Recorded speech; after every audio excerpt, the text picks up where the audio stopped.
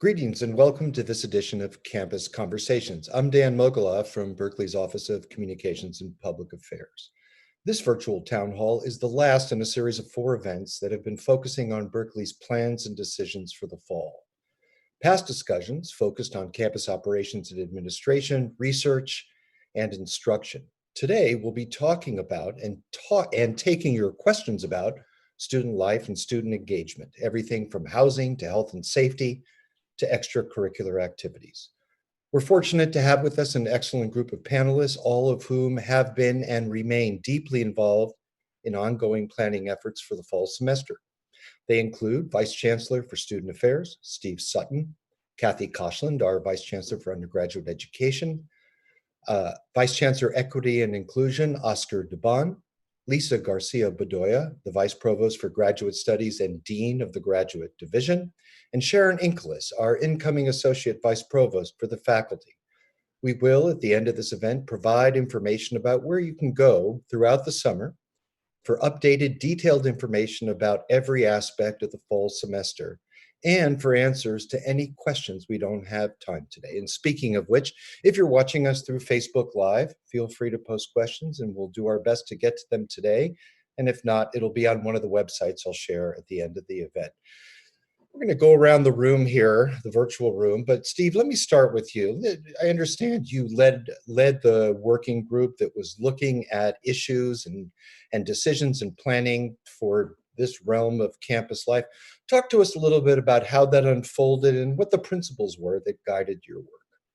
Yeah, thank you, Dan, and welcome everyone who's out there. We appreciate you joining us tonight, and all of you students at Berkeley Val, congratulations on your acceptance in Berkeley, and congratulations to those parents and families as well. As Dan mentioned, I serve as the Vice Chancellor for Student Affairs and had the honor of actually working on 2 different working groups. One was our housing working group. We, in normal years, have about 8,700 single students that live on campus, but given the pandemic, it's necessary for us to reduce the density in the residence hall. So we're planning to have 6,500 students live on campus in a combination of singles and doubles this coming fall. And so there are many details for us to work out around this in terms of the testing, moving students into the residence halls, making sure that we create the type of community that we want to have given the restrictions that we have around the pandemic. And all this is done in consultation with our public health officials. In terms of planning principles, one of the things our chancellor talks about, and I very much agree with, is safety first. We really are focused on the health and safety of all members of our community, whether they're students or staff or faculty. And so that's really critical. We really put that at the center of the work that we did in our organizing committees. We also focused on issues of diversity. We know that one of the great things about Berkeley is we have such a diverse community. It's so critical for us to really use an equity lens when we make important decisions about things like our housing priorities. So those are 2 real important principles to me personally. And I know in terms of just the campus and the work that we've done, we really tried to embrace those as we move forward. Back to you, Dan. Thanks, Steve. Oscar, let me come to you next. Steve talked about the equity lens. You're the Vice Chancellor for Equity and Inclusion. And as we know, diversity and building and sustaining a diverse community is a key priority for the Chancellor and administration. So how exactly did that come into play? How was that made manifest through the course of the work of the committee you've been on? Thank you very much, Dan. And I'd also like to extend a warm welcome to the viewers, parents, students, guardians from across the world, really. I'm really thrilled to be here to share with you. And just want to say a little bit in that context about the Division of Equity and Inclusion, which is a division that really works across campus to make sure that students feel valued, respected, and supported, and that they develop a sense of belonging, even in this new modality, of that we have experienced since COVID-19 and shelter in place. That has been an important part of the work that we've done in this committee, and continues to be a part where our amazingly talented staff and faculty continue to work. I also like to say that we provide support to all students and focus on those whose experience have been marginalized. including through programs as Disabled Students Program, the Gender Equity Resource Center, working with first-generation college-going students, as well as low-income students. So the work of the committee that it really has started since the spring is to really find creative, nimble ways to support all our students in these areas, because while we are changing educational modality, it doesn't mean that the needs of our students and our families are have gone away. In fact, in some areas, they've increased. And so we've built especially certain areas around Disabled Students Program, as well as enhancing our basic needs efforts to make sure that our students are served in a way that they deserve to be successful here at Cal, both in person and in this mixed modality of remote instruction as well. Thanks, Oscar. Sharon, let me come to you. I understand that you're obviously also a member of faculty and have some expertise in this idea of how we create belonging in a virtual space, which seems as relevant now as it's ever been in our lifetimes. Can you talk to us a little bit how that's come into play and what you'd like parents and students to know about that? Sure, Dan. Thank you for your question and welcome everybody. Yeah, so as a faculty member and someone who's been working a lot on issues of a culture of support and healthy climate recently, I think this is a great opportunity actually for us to examine all the ways that faculty in particular can make students in their classes feel engaged and belong. So a class isn't just going to be like this, sitting and looking at a screen and hearing someone talk. It's going to be an engaging opportunity. Faculty are really creative and learn a lot from students about ways that students can learn, get to know one another, get to know the faculty member, talk freely, have ideas, be creative, and feel like they're part of Berkeley culture. We're interested too, beyond classes and other kinds of extracurricular engagement. Going to Berkeley isn't just about taking classes, it's about all kinds of other things that we will be talking about later on in the hour. Great. Lisa, you represented, I assume, in this working group, the interests and needs of graduate students. Talk to us a little bit about what's unique about the graduate student community and their experience and how you address that. I just want to add my words of welcome to everyone. Welcome to this call and to Berkeley. I was in your position in the fall of 1987 when I came here as an undergraduate. And I just want to honor that this transition is difficult under the best of circumstances, both to undergraduate and to graduate school, and even more so in this moment of uncertainty. So just say that we appreciate that, and we're all working to do our best to try to make this as positive and seamless to the extent possible transition for you. In terms of our graduate student population, we have almost 12,000 graduate students on campus. What's different for graduate students than from undergraduates is that from the beginning, graduate student life is very much centered around your department and your program. And often the most important part of graduate life is actually the connections that you make with the other students in your classes. And so we've been working hard to see how we can recreate that experience virtually, how to make sure that those serendipitous conversations and connections and intellectual discussions are able to happen, the ones that happen outside of class, and that students really feel part of their local departmental community in the way that they would if they were physically on campus. Great, and I just want to let everybody know that we're going to be getting into many of the questions, as many as possible of the questions that you've posed to us after this initial round of give and take with the members of the committee who've joined us today. And Kathy, in that vein, I want to come to you as Vice Chancellor for Undergraduate Education. You play an important role in sort of the instructional infrastructure. And we've had a lot of comments and questions, concerns about how we delivered online learning and classes online in spring. And I think people want to know, how's it going to be different? And what has the university done to make sure that it's as good as it possibly can be come late August? Well, thank you, Dan. And first, let me welcome everyone. Congratulations on your admission to Berkeley, whether it's as an undergraduate or graduate student. We're really excited to have you as part of the Cal community. I've been at Cal for a long time. I have 3 kids who got degrees from Berkeley. It's very much a part of our family's life, and we're just thrilled to have you all with us. We made a big leap in the middle of the semester last spring, moving everything into an online, or actually I should say a remote learning environment, where faculty sort of picked up their courses and aimed their Zoom camera at themselves and proceeded. And that wasn't terrible, but it was not exactly the way we would design something if we were really planning to do this intentionally. And so we've made several investments this spring. We had a very large working group of faculty and staff developing guidelines for best practices for our faculty and our graduate student instructors. We have checklists for faculty and also for students to prepare them for the fall for being in a largely remote environment. We have over 450 faculty who are taking a remote instruction online course this summer around best practices in this. That's an incredible number of our colleagues doing that.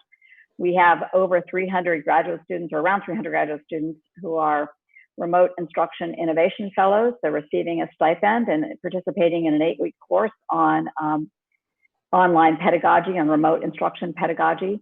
And we're investing in 30 gateway courses, what we're calling a semester in the cloud, where we're actually redesigning critical courses from the ground up to be truly online with all of the best of online pedagogy associated with that. And we're doing that with some wonderful donations from donors who care about your education, care about how Berkeley does this.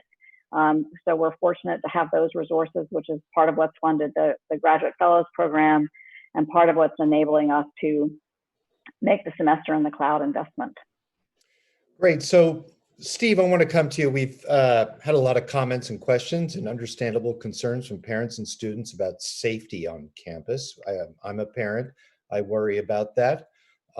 There was a recent op-ed in the New York Times that claimed any university that was depending on students 18 to 22 or 24 years old to manage risk well, that it was a plan that was doomed to fail.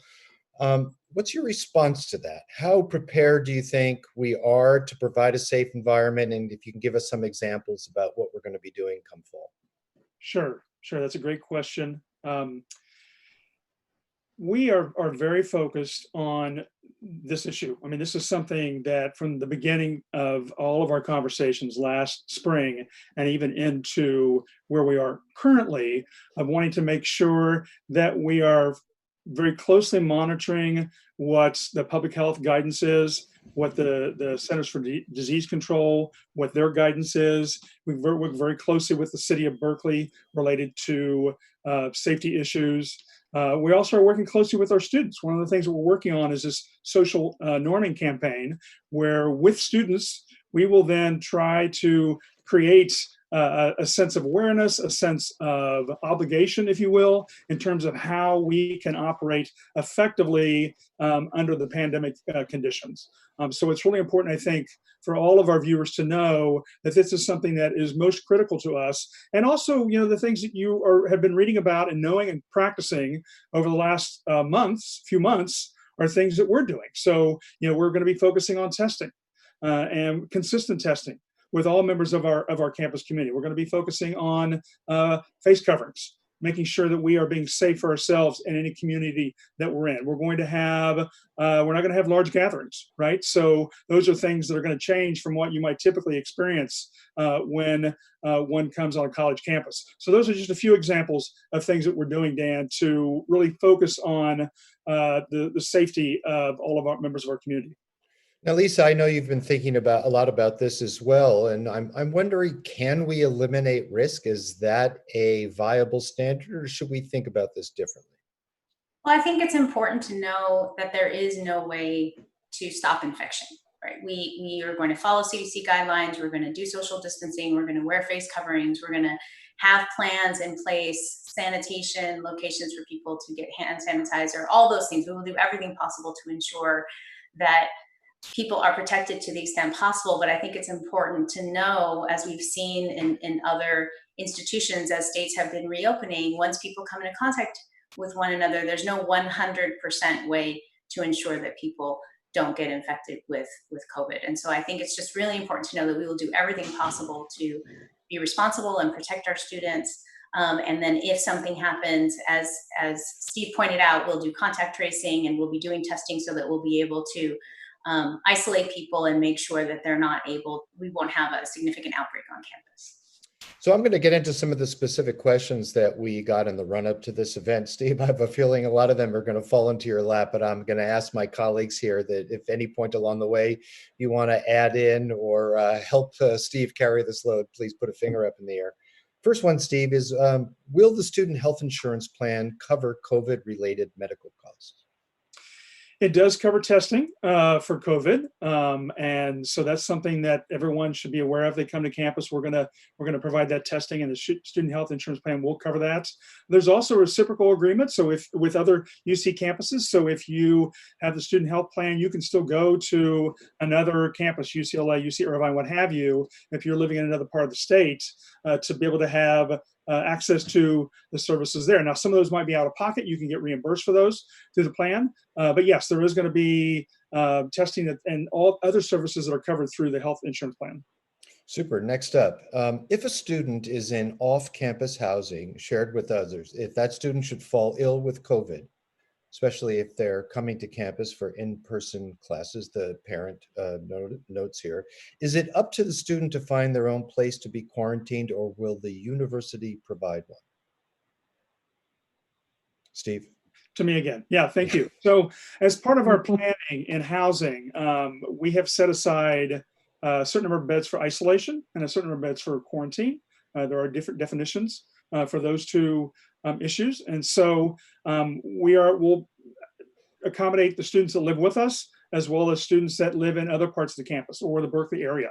We've got a team of folks right now who are really working on a very clear protocol so that we can handle these things quickly, seamlessly for the students, make sure that they're provided meals, make sure that they still have what accommodation that they need so that they can continue to recover if they either test positive or they've just been contact traced and they have potentially been exposed. And so another question came up, Steve, about exactly what does that back to school process look like? Students are supposed to isolate for 7 to 10 days when they get back. Does that mean students should come earlier? And again, I should note a lot of this detailed information will be on the websites that we'll share later. But for now, can you sort of paint sort of a broad picture of how it's going to work or how we hope it's going to work in the fall, Steve? Yeah, so we're going to have a rolling system of students moving into the residence halls. So it won't be the typical 1 or 2 days like we usually have because we need to reduce the density of just the people that are coming to campus. And so that'll be over several days. Students will get details about that move-in plan. We also will make sure that when students come that they are tested and then they will be asked to self-isolate for 7 to 10 days. If they do test positive, then we will provide them a space in that quarantine or isolation location I talked about before. At this point, it's going to be at the Foothill Housing Complex. If you're familiar with our campus, you know this is the housing complex that's up by the Greek Theater and the football stadium. And then that testing will reoccur. We're redoubling our cleaning efforts. I mean, all of our custodial staff will have all the PPE that they need from head to toe to make sure that they're safe, because their safety is top of mind for us as well. We are wiping down several times a day using hospital grade cleaners to clean doorknobs and elevator buttons and front doors and all kinds of public spaces just to try to keep the space in the best condition possible. Let's turn to instruction for a bit. A lot of questions coming about instruction, understandably. Dan, can I make a comment before we move on about Please. that? Go right ahead, Oscar. Okay. Yeah, I feel like this is a really great opportunity to just state how our world-class researchers are developing different ways to be able to test our community and to provide that provide that support, and also to say that we need to co-create our safety. We need both staff, faculty, and students need to be share that co-creation of that safe environment that helps to mitigate this COVID-19 pandemic. So we're relying on all of you who are going to come to Berkeley, who plan to come to Berkeley, to work with us to make sure that we are maintaining a community that is well by mutual support and working together at it. So, Oscar, let me just follow up on that for a second. How will that be monitored, and what will the consequences be if any of those population groups, students, staff, or faculty, violate some of the norms that are so important for safety? We adhere to our public health department directives, and so we are held responsible to meet those. And so we will work with the campus to make sure that we adhere to them in the best way we can, and that that is really the guiding, the first most important priority guiding us. And so that's what we're going to do. We're really going to do the best we can to make sure that our campus community is adhering to the public health directives. Thank you. Let's turn to instruction now. And actually, Kathy and Sharon, I'd like you to both sort of take a whack at this next one. And this is pretty typical of the kind of questions we're getting. My son is a new transfer student. Since he's only there 2 years, how will he build the important relationships with professors in order to get involved in research and for mentoring? And secondly, could this influence his ability to graduate on time? Kathy, let me start with you. This is something that keeps coming up, which is, how will my student get all the things they hoped and wished for out of their collegiate experience? Thanks, Dan. It's a really good question, and it's it's a challenge that we've been talking about quite a bit as leadership. I met with the Council of College Deans today, which is the deans of all of our undergraduate colleges, and this was one of the topics of conversation. How do we build community, particularly for transfer students who do have a shortened period of time? Let me say that we offer about 6,000 courses a semester. They're pretty much all going to be offered. There's a few that won't be able to be offered because they are ones that just can't happen even in person at the moment. But most of our courses will be offered. Most of them will be offered remotely. We will have a few in-person courses. If a student can't come to campus and can't enroll in an in-person course, we've asked departments to have alternative plans available to them, another pathway that they could take so that they continue to make progress towards their degree. That is a high priority for us. In our Golden Bear orientation, we're probably going to focus on having student orientation groups tied closely to their departments and to their particular college or division in the College of Letters and Science, so that they begin to build really strong academic community connections from the beginning. That's a little bit different than we normally would do it. We will rely a lot more on serendipity, but we're going to be much more intentional about how students are placed in orientation groups so that they really can begin to build some of that contact.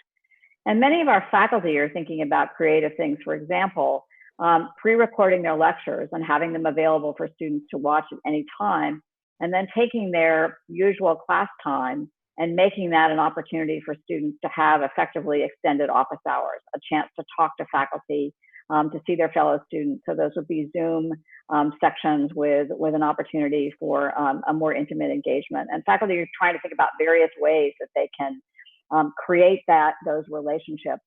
One of the things that we encourage all freshmen to do is to sign up for a Berkeley Connect, which is a mentoring program in 14 of our departments, or to take a freshman seminar, which will be an opportunity to meet with a faculty member and 12 to 15 other students in a more intimate setting. And those will all be remote, so there's no issue around them. They'll be offered at different times. So I strongly encourage freshmen to take advantage of one of those two means to create connections and community. So before I turn to Sharon with the same question, though I'll add a little bit to it, Kathy, I want to follow up on something you said, because we're getting a lot of questions about timing of courses, particularly from international and out-of-state students who wonder if there'll be time shifting. But are you saying that all the courses will be recorded, so it doesn't really matter what time zone you're in?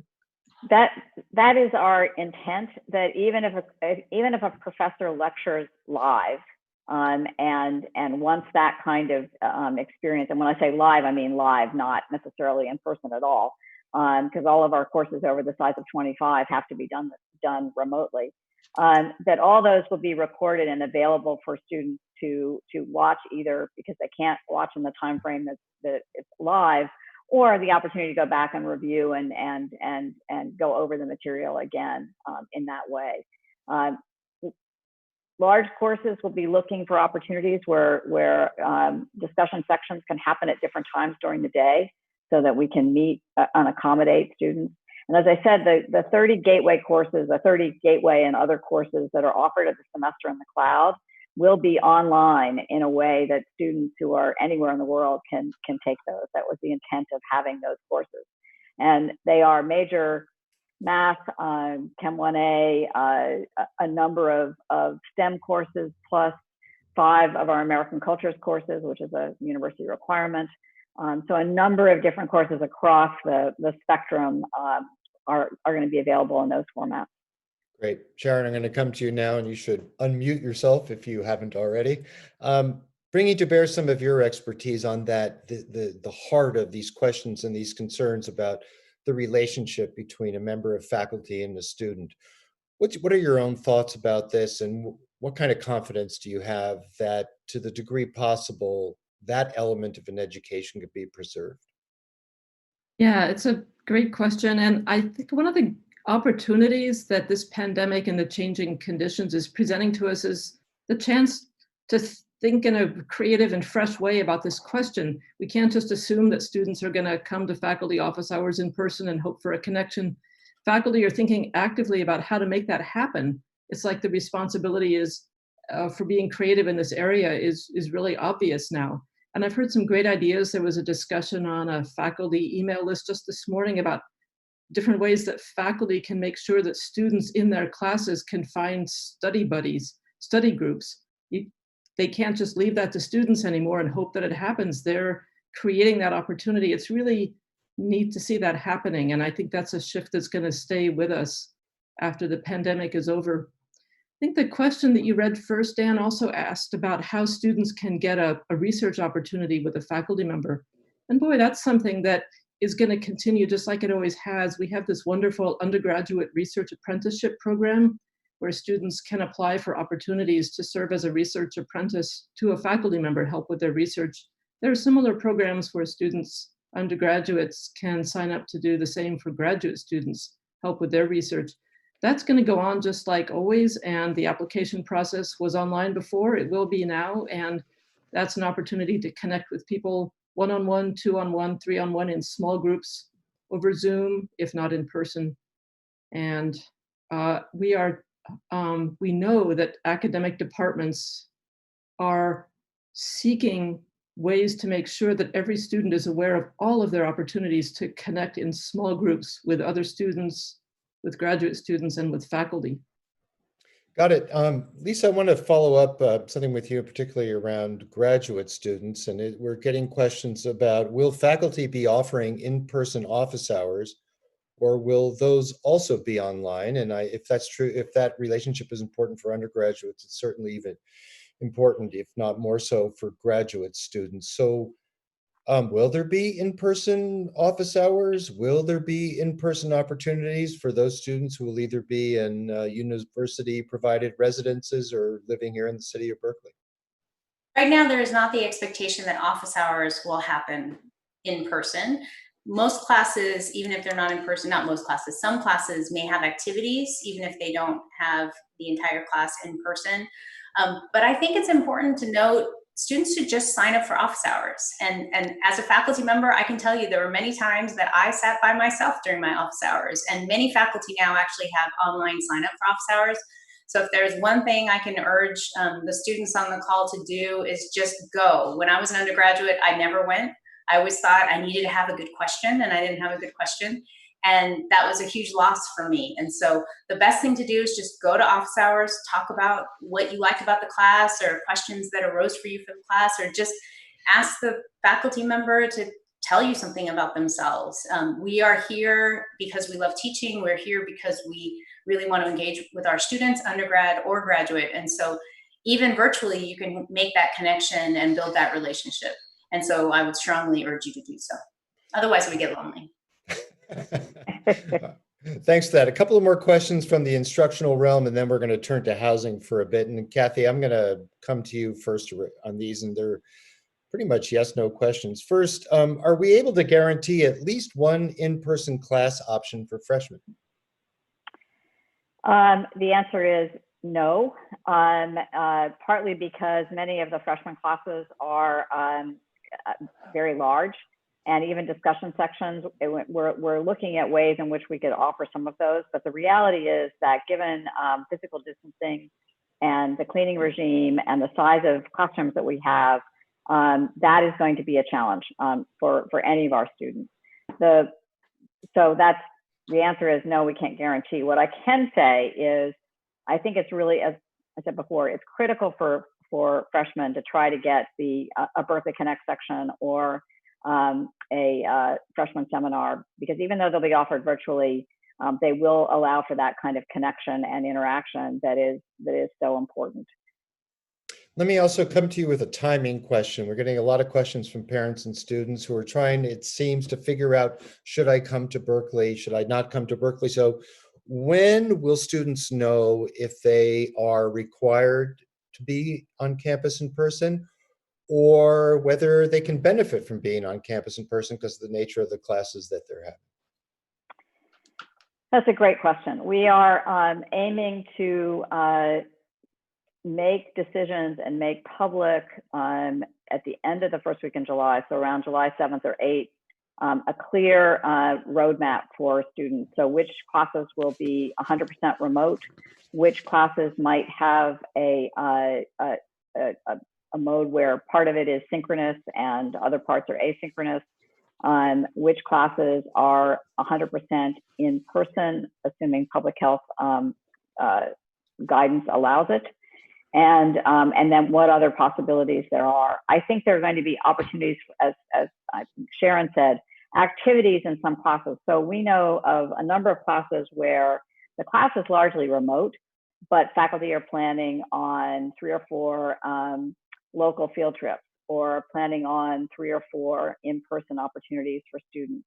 So there will be some opportunity, again, assuming public health guidance allows us to, and we're trying to code each of those 6,000 classes as to which modality will be available for students so they can make those decisions. And continuing students will have an opportunity to readjust their phase 1 enrollments in that second week of July, and then new students will have an opportunity to enroll in about the 3rd week of July, and then phase 2 for everybody happens after that. So that's sort of the time frame. July is when this information will be available. Got it. And I just want to remind everybody who may have joined us a little late at the end of this event, I'm going to be putting up on the screen a list of websites where you can go immediately following this event for detailed information. Those sites will be updated throughout the summer. As we just heard from Kathy, there are certain decisions that have yet to be made, and we're cognizant that there are a lot of questions for which there are not yet answers, and so we want to be sure to provide you with those resources. Steve, I'm going to come back to you, and I think this next round of questions about housing is probably going to be all Steve Sutton all the time, given your position as Vice Chancellor for Student Affairs, but I invite my colleagues to pitch in if any of these overlap with your own areas of expertise. So Steve, the first is, are incoming freshmen that do not get an offer of housing allowed to participate in on-campus instruction? Yes. I mean, if they are living off campus, they can still participate in on-campus instruction. They don't have to live in the residence halls to be able to do that. We know that we're going to have many students living in the residence halls that are returning students, meaning if they've lived with us before, they're continuing students. They were Berkeley students perhaps last year, the year before that. So yes. And then we have another question here about housing. Will the housing charge go up since there is only 1 to 2 students per room? We're working very closely with the Office of the President on the housing rate. At this point, the rates have been set. They're set. The housing rate is set by the campus. The tuition and fees are set by Office of the President, the Board of Regents. So we know that given the circumstances, we're looking to adjust our rates accordingly. So we're still working through the details of what those rates are actually going to be. So, but should people expect to see some increase in the cost of university housing due to the change setup of university housing in the fall semester? The plan is not to penalize, if you will, students by charging them more because of the pandemic. If anything, we will adjust those based on the square footage that students would have in their rooms. We have so many different types of rooms and so many different types of rates, quite honestly, that we're looking at all this just to make sure we can be as fair as possible because of the adjustments we need to make in housing. Next up, why has Berkeley prioritized returning students over freshmen, and especially out-of-state students who are less equipped to find off-campus housing and live on their own? Yeah, that's a great question, and I know many folks are concerned about that. I mentioned at the beginning with my remarks that we are going from about 8,700 beds to approximately 6,500 beds. So we know there may be some students that aren't able to live in university housing. We're doing a couple things right now, Dan. We actually are surveying students. We'll have a couple of surveys. So I encourage each and every student out there that, when you get something that pops into your berkeley.edu mailbox that is asking you for information, please fill that out. Generally, those surveys are very brief. Just take a couple of minutes. We really need information from you because we know that people's plans and circumstances are changing all the time. And so we plan to be very flexible with our housing assignments. We do feel like it's important to honor those students that wanted to come back and live in university housing.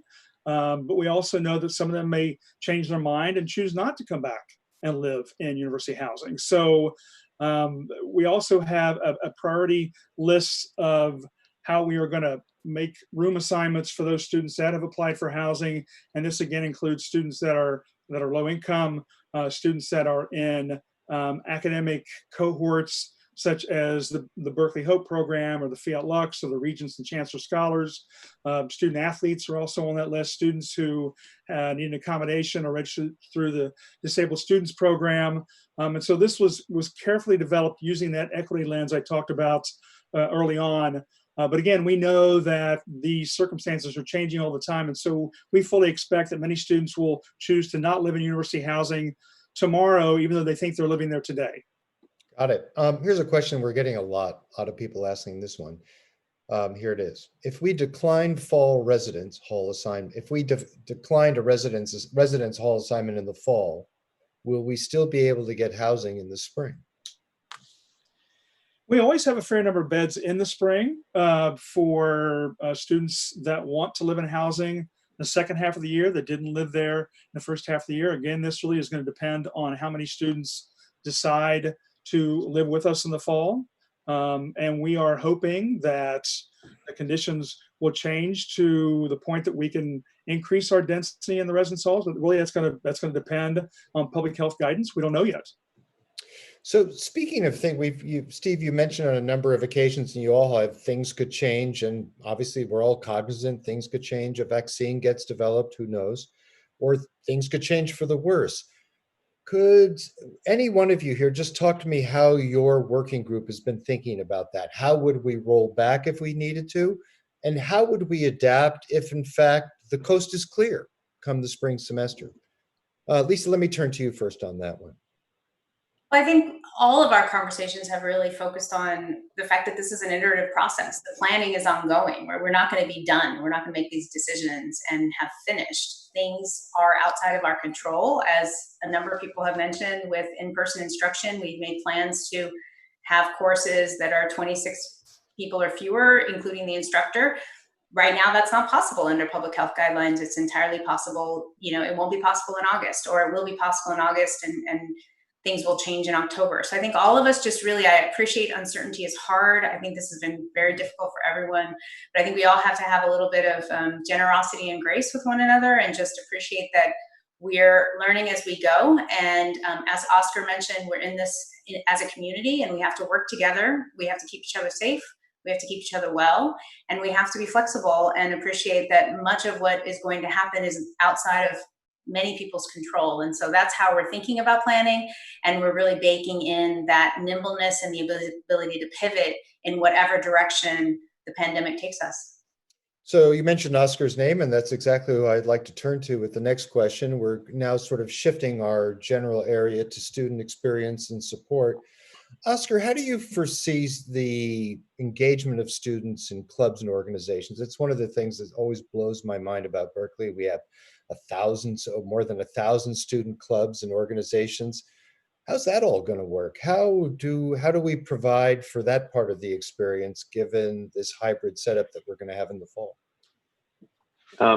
Thank you, Dan, for that question. And first, I'd like to say that is a really important issue for me personally, as not just Vice Chancellor, but also as a current Cal parent. So when I think about all of these questions, all of this uncertainty, I certainly am feeling it from the standpoint of an administrator and as someone who's talking to my own child, my own student, about what's going to happen next.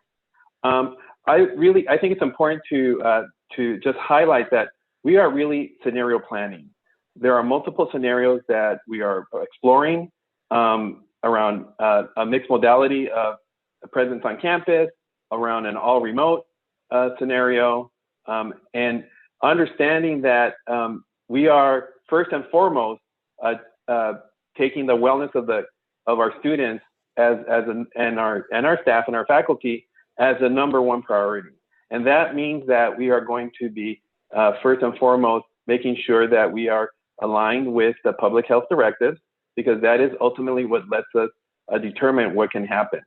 Right now, we are in the process of understanding what our capacity is around instruction, in-person instruction, including what that physical need is. And as we move forward, we're going to also do that with regards to other types of activities that one would expect to happen at a university, including student activities. But I will say, first and foremost, we're going to make sure that we are taking the wellness, the health of our campus community members as a priority, as the highest priority. And that might mean that we're going to have to make some tough decisions as well as what can and cannot happen on campus, including not just around instruction and research, but also about all of those other co-curricular and extracurricular activities that our students so much value, and also other members of the campus community, including staff and faculty. So am I correct in understanding, should we understand that in terms of all the extracurricular and co-curricular activities, whether it be clubs or sports, all of that is in abeyance at the moment, that we have not yet decided? Is that correct? I would say that we are in process right now as we speak, but I also want to make sure that we maintain a realistic lens about what can and cannot be done. So I just want to make sure that we always remain focused on understanding that the wellness, the health of our community is the highest priority.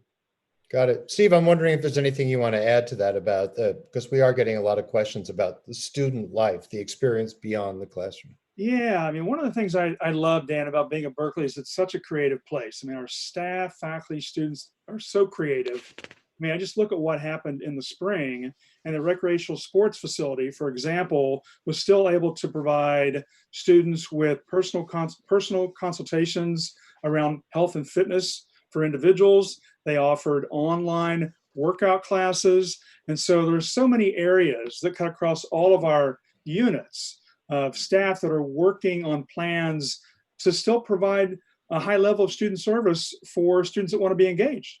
And I also just think about what happened in the spring when our students couldn't have a graduation, so they just created one through the Blockley graduation using Minecraft.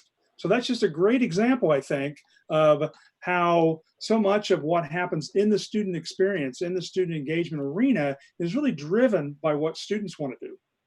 Steve, you mentioned staff, and that leads me to another question that's being asked a lot, and it goes along these lines. Do you have any information about residential life staff and on-campus housing?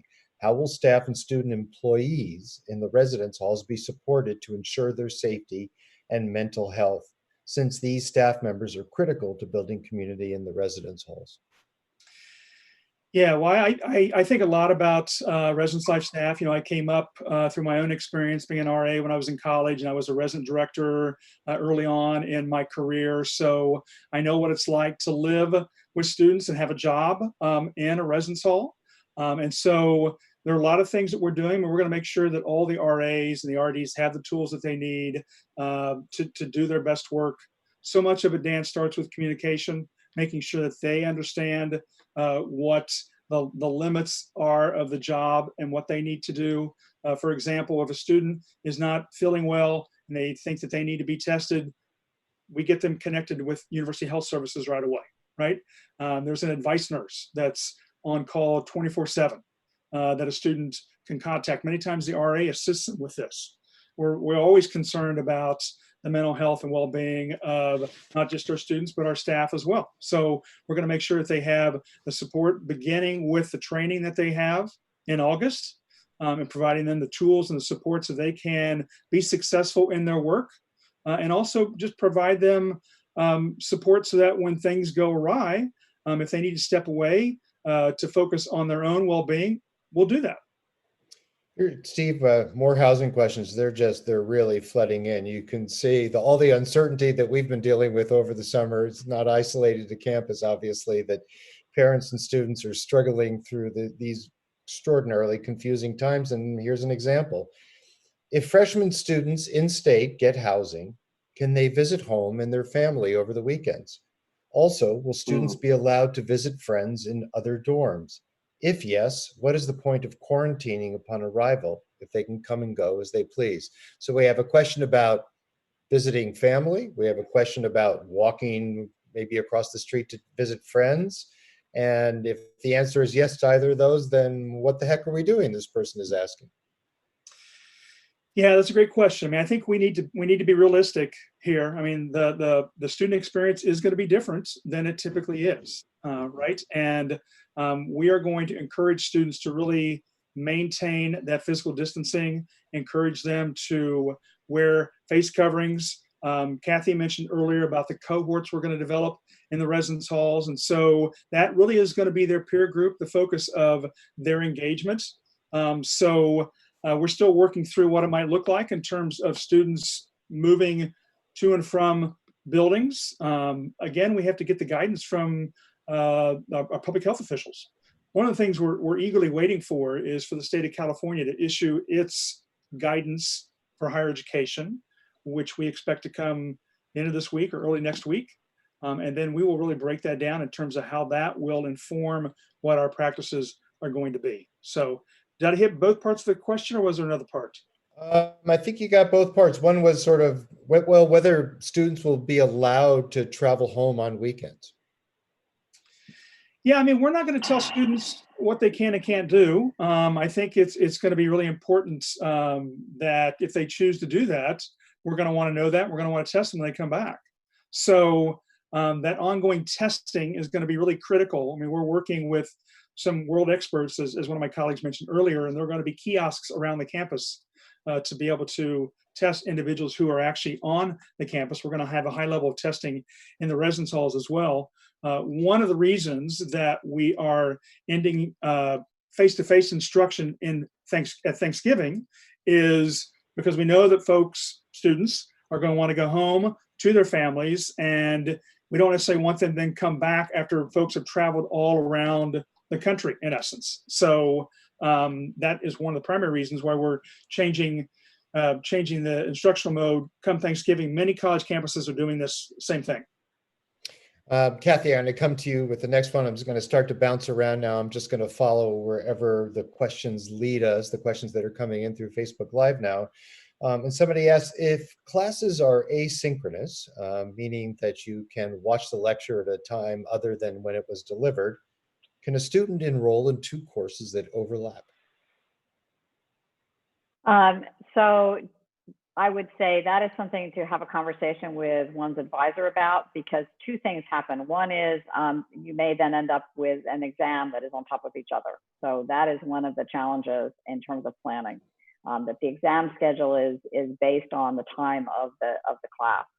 And so I would want you to look at that possibility and not get yourself in trouble when it comes to finals. And there are some prohibitions in the way you enroll that don't allow for that. And there are some courses that actually do allow for that. So it really is an advising question to talk to your advisor about whether it makes sense. So can I say something, Dan? I want to make sure we don't not cover a little bit that a lot of the student support programs will be offered, even if they're offered remotely. Our Student Learning Center, which serves about 10,000 students a year, switched to remote tutoring and instruction with their peer tutors and with the professional staff in the spring. They have really worked to refine how they're teaching and how they're covering that. They're running the Summer Bridge program for about 330 incoming freshmen entirely online this summer. And they've really created means of helping students who need academic support. And it's particularly important for first-year students to get that kind of support. And many other advising offices and offices in the equity and inclusion space that support students have been working very successfully remotely. And we just want to emphasize that they'll all be open, even if they're not open in person. They are open and available and supporting. All the advisors and counselors in the Tang Center, which is our health center, are available. So there's a robust support framework for students. So I know we've talked a lot about instruction, but I want to just emphasize how critical we feel the academic support programs and the community support programs are, and they will be available one way or the other. Lisa, I want to come to you because what Kathy says brings to mind or also reminds me of some questions that have come in about this area. Obviously, graduate students, many of them play a very important role in undergraduate education as well. Do you see any change in the role and responsibilities of graduate students in that context? Well, graduate students are in the interesting position of sitting at the intersection. They are students, and so they're taking courses and having those concerns just like undergraduates, but at the same time, they are instructors. And in the spring, it was challenging to manage both of those positionalities, right, that they hold. So we're doing our best. Kathy mentioned that we have this remote instruction fellowship program. There's something called the GSI, Teaching and Resource Center. GSI is Graduate Student Instructor. That's the acronym we use at Berkeley. They're there to support people in their instruction. All students have to take a class before they can go into the classroom. But we're very mindful and aware of the fact that graduate students are holding a lot of caretaking of students in their different roles, and that we have to be sure to provide them with the supports they need in order to be able to be successful both as students and as instructors. So please go to their website, and we have office hours and we have other consultants that can help you, and there will be other supports in the fall for students as they move into instruction and also for them as students. So Sharon, I just saw in the chat you're having some noise in the background. Are you okay to talk? Can I ask you a question? Great. It's fine, Dan, go for it. Okay, thanks. One of the things that's coming up a lot is this idea of community and connection and belonging. Talk to us a little bit from your perspective and based on your expertise about this idea of virtual communities and how they're built and their import and their significance. Yeah, so this is one of the things we had to discover in the spring when so many classes and groups that meet regularly had to suddenly go remote and meet through Zoom or other media like that. And people discovered all kinds of techniques for drawing participation out of students who might, be sitting quietly in a big lecture hall, but in a Zoom could make comments in the chat or use the automated raise your hand feature so they didn't have to, raise their hand in a big lecture hall. All sorts of new opportunities emerged for people. It was really interesting to watch. So it's not an accident if community emerges. It's a technique to build it in these remote environments, but we have learned a lot about how to do that, and the same guidance that works to make a class successful in a Zoom format also works to make a club or a group meeting successful.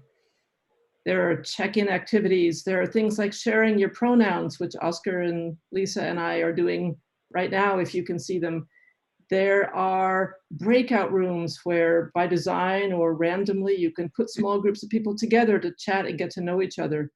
And our students are beginning to use these techniques too for their clubs and organizations and student government. Great. I thought you were mid-sentence there. Sorry. Steve, it brings to mind something else, a question I skipped over earlier, because we are talking about community and all of the ability and ability we have and the potential there is to create these sort of virtual communities that Sharon's been talking about.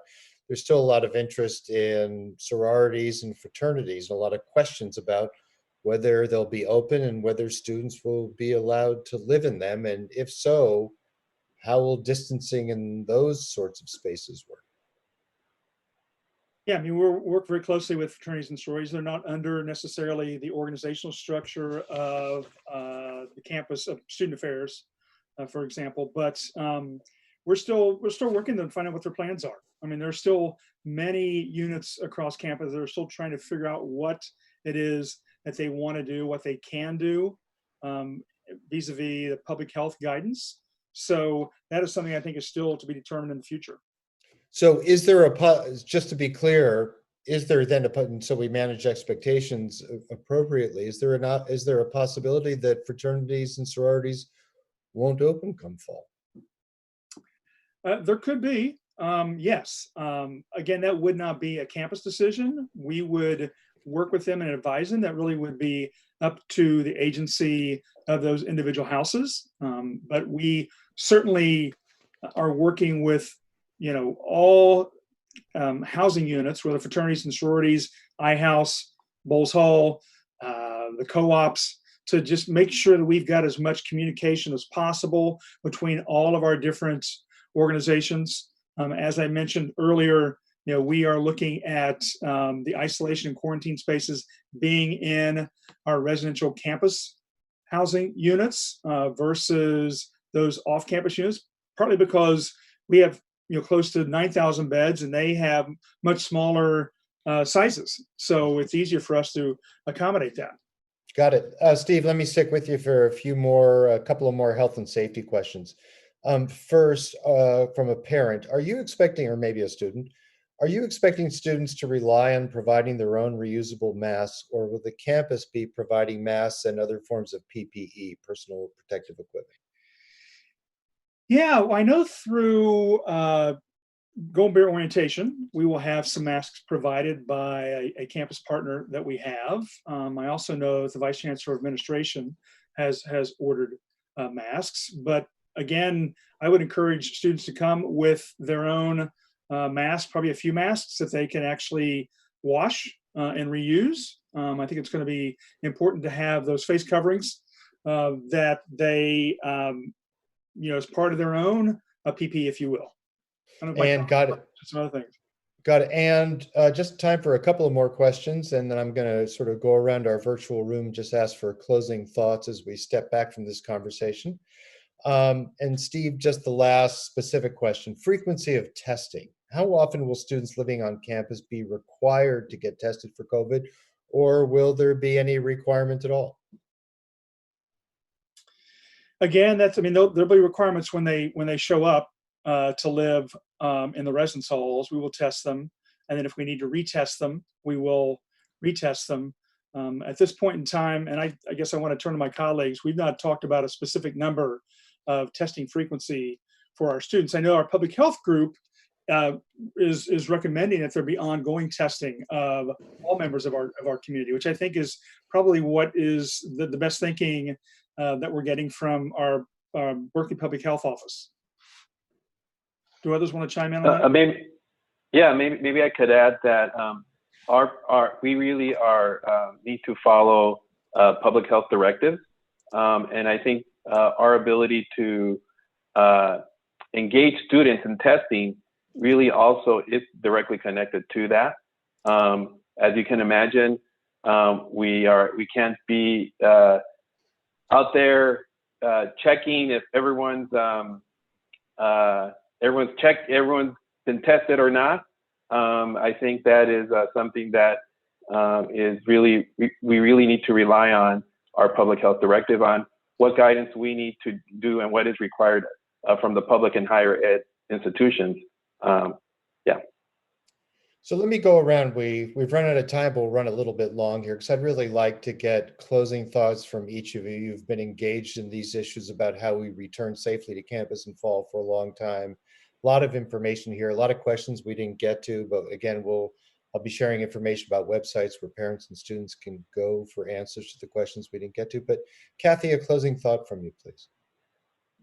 Well, I just say we're excited about the fall. We're excited about this freshman class, this transfer class, and welcoming you. You are the most diverse class we will be bringing to Berkeley in a long time. You have remarkable talent and skills, and we can't wait to get to know you, whether it's in person or in our virtual space. So congratulations again, and go Bears. Lisa, final thought. Same thing, just congratulations. We appreciate that this is difficult. Know that there are lots and lots of people really working hard to make this as good of an experience as possible for you, to support you, to be here for you.